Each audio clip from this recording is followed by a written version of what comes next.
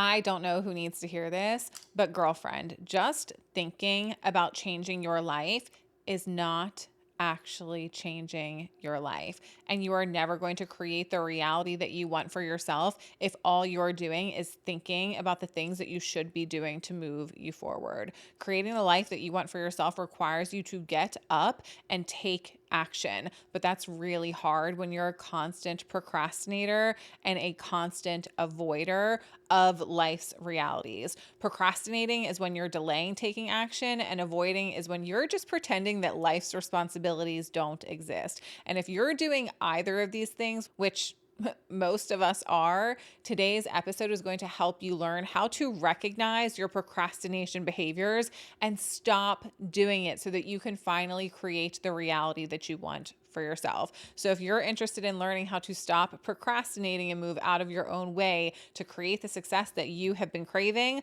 girlfriend, you are in luck. Let's dive in. I know that taking action is hard, and I know that it is far easier to convince ourselves, I'll do it later, I'll do it tomorrow, I'll start when. It's so much easier to say those things to ourselves than it is to get up and do the things that we know are going to move us in the direction of achieving what we want in life. Most people assume that procrastination and avoidance mean that you're lazy. I actually don't believe that procrastination means that you're lazy. What I think procrastination means is that you are afraid. Because the truth is, most of the tasks that we avoid in life are the ones that create and evoke some sort of negative feeling, emotion, or reaction within us. I don't know what kind of things you avoid in life, but I know what kind of things I avoid in life. And they're the things that are hard. They're the things that feel challenging. They're the things that might confront me with a result that don't feel so good. Things like our tax paperwork, things like looking at our bank account, things like projects that just feel a little bit overwhelming or daunting. We avoid things in life that require courage to confront. So I believe if you want to stop procrastinating and avoiding, you need to learn to understand that your success in life is going to require a level of courage to confront the things that are in front of you. But the problem for many of us, and something that I have been so guilty of in my life, is convincing myself that the thing that I need to confront will feel easier in the future. It'll feel easier if I just do it tomorrow. It'll be a little less scary if I do it tomorrow. It'll be a little bit less overwhelming if I wait until next week. I have had to learn in my life that waiting does not change the truth and reality that hard and uncomfortable things are going to feel hard and uncomfortable. I'm working with a client right now who is building out a coaching offer, and inside of the program that we're working in together, I'm asking my clients to launch their offers. And we were having a conversation the other day, and she said, Jessica, I just don't know if I feel ready. And I'm here to remind her and to remind you and to remind myself that ready is not a feeling. Ready is a decision, and you are ready the moment that you decide that you're going to take the action to do the thing that you want to do.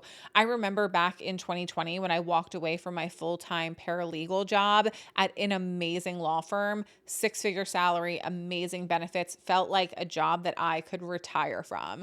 I was so afraid to take the risk and take the leap to run my business full-time by myself. And I kept debating with myself and telling myself, maybe it'll just feel better if you wait until next month. Maybe it'll just feel better if you wait until next year. Maybe it'll just feel better or easier when. But the truth and reality is those hard feelings, those uncomfortable feelings, those feelings of this doesn't feel great, they don't go away just because time passes. Scary things are scary things, period. It doesn't matter when they're done. But we spend a lot of time negotiating with ourselves, trying to convince ourselves that it'll be easier in the future. So we say things like, I'll do it tomorrow or I'll do it next week. But that is exactly what is keeping you stuck in a life that does not feel like it is whole and fulfilling in the way that you desire it to be. So if you're ready to stop procrastinating, let's talk about some of the signs that you might be procrastinating in your life so you can recognize, oh my gosh, that's me. Because sometimes we tend to convince ourselves that we don't have problems that we actually have because we're avoiding the truth. How many truths in your life are you avoiding, which is causing you to not do the work to change the patterns and behaviors that are keeping you stuck? The first sign that you might be procrastinating and avoiding in your life is that you don't trust yourself. I did an entire video on learning to rebuild self-trust. If you didn't watch it, I suggest that you go and find it. I'll link it for you guys below if you're interested in watching that video, because self-trust is so foundational in having a healthy relationship with yourself in your life. But if you find that you don't believe the things that come out of your mouth, then you're likely procrastinating and avoiding. Have you ever set a goal and felt like you didn't even want to tell anyone around you about it because you kind of had a feeling that you weren't actually going to be consistent, and you didn't want someone that you love and care about to confront you by asking you, hey, how's that new thing going? Hey, how's that weight loss journey going? Hey, how's that little business of yours going? We don't tell people about our goals and dreams because we don't want to be confronted with the truth that we're not doing what we need to do. If you find yourself doing this in life, it's probably because you're procrastinating and avoiding and you don't trust yourself to execute. The second sign that you might be procrastinating and avoiding is your excuses have literally put a ring on it. You are married to the excuses that you have in your life. A very long time ago, made a list for myself of excuses that I decided were no longer valid.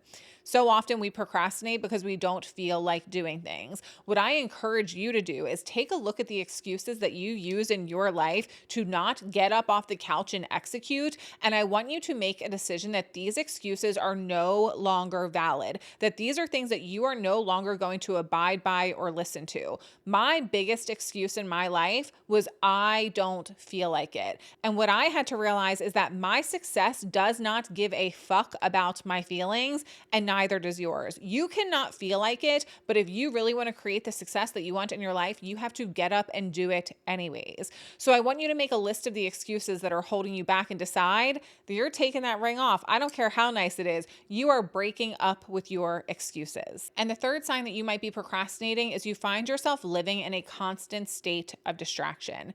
I want to ask you, are you a multitasker?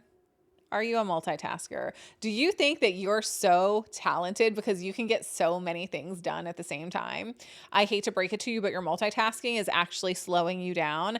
I used to be so proud of how many things I could do at the same time, but then I heard some research on multitasking many years ago, and I'm not going to share the research word for word with you because I don't remember it, but what I will tell you is that I learned multitasking is slowing me down big time, because I think what they said is that when you are locked in on a task and you then move away from that task to go and do something else, it takes your brain twice as long to lock back into that task. So you're actually slowing yourself down. So if you want to be more productive in your life and procrastinate less, you're going to have to learn how to eliminate the distractions that you have in front of you on a daily basis. And I know that most people my age have been diagnosed with ADHD. Medicate yourself if necessary, but it's time to learn how to lock in on the task that is right in front of you so you can stop procrastinating, avoiding, and delaying creating the success and the results that you want. Okay, so now if you're sitting here and you're like, Jessica, I am definitely procrastinating. Help me fix this.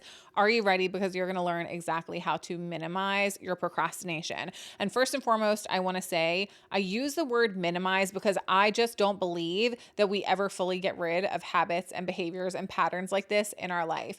I have been working on myself and my mindset and my self-sabotage and my consistency and my discipline for over a decade. And the truth is, I still sometimes procrastinate. I have two types of procrastination that I really like: productive procrastination, and there's a better time to do it, procrastination. And I'll talk more about that with you throughout the continuation of this episode, but I want you to know you may still at times procrastinate, and that doesn't mean that you aren't making progress forward. It just means you're a human being who has been stuck in patterns and habits and behaviors for a really, really, really long time, and they're hard to break free from. One of the primary things that I see keeping people stuck in a habit loop of procrastination is the feeling of overwhelm. So the first thing that I suggest if you're a procrastinator is learn how to do a big fat brain dump. Once a week or once a day, learn to find what feels good for you. I want you to sit down and get everything that is in your jumbled, pretty little brain out of your mind and on to paper. Every Sunday night, Monday morning, before the end of the day Monday, I am sitting down and creating what I call a sheet of the week. And on my sheet of the week, it literally has every single thing that I need to be doing. Every business task, every errand, every self-care task, every cleaning task, everything that I want to get done in my life that week goes on that sheet of paper. And you might be like, well, Jessica, that's kind of a waste of time, because if you know them enough to write them down, then you know them to do them. But one thing that I have found in my life, and it's such an interesting phenomenon, is that sometimes I feel like I have so much to do that I don't even know what to do. And it's like, that doesn't even really make sense, but it makes sense to me. And if you know, maybe you're that way as well, where you feel like, oh my gosh, I have so much to do that I don't even know what to do. I don't even know where to start, because look at how long the to-do list of things is. And sometimes I have found for myself that when I keep those tasks in my brain, I end up circling and spinning and procrastinating because I feel so overwhelmed and I just don't know where to start. So having a sheet of paper in front of me that gives me literally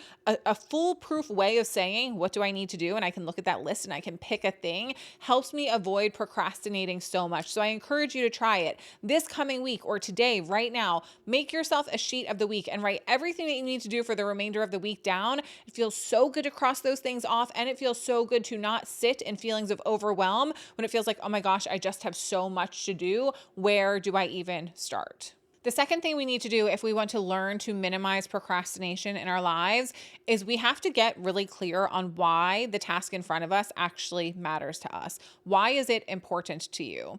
Isn't it interesting how when you're doing something for someone else, it feels like procrastination isn't really a thing, at least for the most part? Like, let's say you're going to pick your kid up from school at 3:30 p.m. You're not sitting around procrastinating leaving, knowing that you're going to leave them sitting there looking at their clock, waiting for you. Like, where's mom? It's 4:30 p.m. She must be procrastinating. You wouldn't do that to your child. But if you tell yourself that you're going to get to the gym at 3:30 p.m., you're procrastinating. Here comes 4:30, here comes 5:30, here comes 6:30, and then you end up not going at all because you've now just convinced yourself it's too late, I'm too tired, blah, blah, blah, blah, blah. You need to understand why the task in front of you matters to you so much. When it comes to doing things for other people, we do them without procrastinating because we give a fuck about that person. We care about their feelings. We don't want to let them down. We don't want to disappoint them. So I'm going to ask you, why do you not feel that way towards yourself? Why are you so okay letting yourself down and disappointing yourself, putting yourself last, putting the tasks that you want to do on the back burner, avoiding the responsibilities that you have for you? Let's stop doing that. So get really clear on why the things that you're procrastinating on matter to you so that you can feel emotionally connected and driven to showing up. Because if your why is weak, you're going to be procrastinating. The third thing that we can do is eliminate our distractions. So I touched on this a bit ago. If you're constantly distracted, it's likely that you are procrastinating. I need you to be self-aware enough to take a look around at your life and say, what are the things that are distracting me? I can tell you what distracts me on a daily basis. This motherfucker right here distracts me on a daily basis. So do you know what I do? When it's time for me to lock in and get things done, this goes away, unless of course it's a part of making it fun, and I'll touch on that in just a minute. But when I'm really trying to lock in and get work done, unless I need the phone with me, and in most scenarios and cases I don't, it is going on the charger in the other room as far away from me as possible. Because the thing about me, I don't know if you're this way, the thing about me is when I get one little task done, let's just say I spend 10 minutes getting a task done, my brain tells me, good job, Jessica. You can now procrastinate for the next hour. You can now distract yourself and avoid your life for the next hour because you completed one tiny little task. And it's absolutely ridiculous. So I know when I'm completing a task, I'm going to want to reach for my phone and see what's going on social media and see what's going on in my email and see what's going on in my Voxer with my clients. I will distract myself. I will allow myself to be distracted. So if I want to be more productive and procrastinate less, I need to eliminate my distractions, and so do you. The fourth thing we need to do, and this has been really actually helpful for me in avoiding procrastinating, is I will ask myself, what can I do instead? So a lot of times, as I mentioned, procrastination for me and likely for you comes from this feeling of being overwhelmed. And where we generally find ourselves procrastinating for most of us is on really big tasks that feel kind of daunting or overwhelming or require a level of courage and confrontation that we're just really not ready to do. It's like, I don't really want to confront this. I don't really have the courage to do this yet. Something that's helpful for me in getting momentum going is sitting down with my to-do list and asking myself, okay, Jessica, if you don't want to do the thing that's a priority that feels a little bit overwhelming and scary, what can you do instead? And what I like to do personally is I like to pick the easiest and fastest task on my to-do list to help me build momentum. I don't know if you're addicted to to-do lists like I am. I love me a to-do list. Like there's no better feeling than checking a box off and saying, I did that. Go me, I did that. I love that feeling. So for me, if I want to get momentum going and find myself in a place where I feel more excited about doing additional tasks, I'm going to bring something to completion as fast as possible. So rather than avoiding all of your tasks and things that you need to do just because the one thing that you know you really should be doing feels overwhelming, start asking yourself, what can I do instead, and see if that helps. And then the fifth and final thing that we can do, and I love this one as well, is learn how to make things fun in your life. Because the truth and reality is when it comes to achieving the things that you want for yourself and following through and getting habits and routines done and just general life tasks done, we are going to go into them with the attitude in which we tell ourselves we have. I'll share an example with you. I am on a weight loss journey this year, on a take better care of myself journey, really. And I'm officially down 7 pounds today. Go me. But I have been telling myself for a really long time that I hate cooking. And one of my commitments to myself this year was that I was going to cook more at home. And I'm so proud that I've eaten out all year. It's May 1st today. I've eaten out all year, probably like 5 times, which is so little in comparison to how many times I ate out last year. It's crazy. I'm very proud of that. But what I realized is if I keep telling myself that I hate cooking, then guess what the reality is going to be? I'm going to fucking hate cooking. But if I find a way to make it enjoyable by putting on music or by making myself a mocktail or by putting on the TV, if I can find a way to make it enjoyable, then it's going to be far more enjoyable for me. The attitude in which you go into things with is the attitude in which you are going to have about them. And I need you to stop fighting to feel a way that you just don't want to feel in your life. If you want to feel better about doing things, then bitch, you need to start telling yourself that you feel better about doing things. I know that it's not easy, but I also know that you are capable of changing your mindset by changing your attitude. And when you change your attitude about things and you change your mindset about things, you're going to be far more likely to be productive in moving yourself forward in your life. Something that I tell myself all the time that I will leave you with today is I have to often sit down and say, Jessica, do it or don't do it, but stop just thinking about it, because thinking about changing your life does not change your life. And if you truly want something, and if you truly care about achieving it, then you need to be a woman who doesn't just talk about it, but actually gets up and does what she says she is going to do. Being a woman who keeps my word to myself has changed my life in so many ways, not just in what it's helped me achieve, but in how it's helped me feel about myself every single day. I get to lay down at the end of the day proud of the woman that I am because I am showing up and doing what I said I was going to do. It doesn't mean I'm perfect. I still procrastinate sometimes, but at the end of the day, I have the skills and resources and tools to move myself away from procrastination faster. And that is exactly what I taught you how to do here today. So I hope that you will take it and use it and apply it in your life so that you can stop procrastinating quite so much and you can finally achieve the things that you want in your life. Okay? I love you guys so very much. I want to thank you for tuning into another episode of the Queen of Pep Talks podcast. If you appreciated today's conversation, it would mean so much if you took the time and left a comment below, like this video. Make sure you're subscribed to the channel so you don't miss future episodes. I love you guys with all of my heart, and I will chat with you next week here on a brand new episode of the Queen of Pep Talks podcast. See you guys.